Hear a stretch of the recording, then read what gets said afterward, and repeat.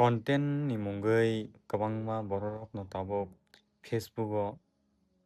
chini tipra sarok tam klai tipra jik bwrwirok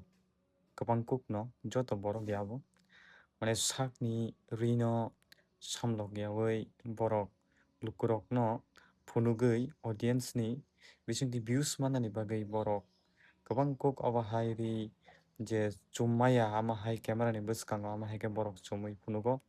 gaboni bagwi chini tipra sarokni dophani hachingo yasi surjago aboni bagwi ang borokno sana muchungo norok video khai phano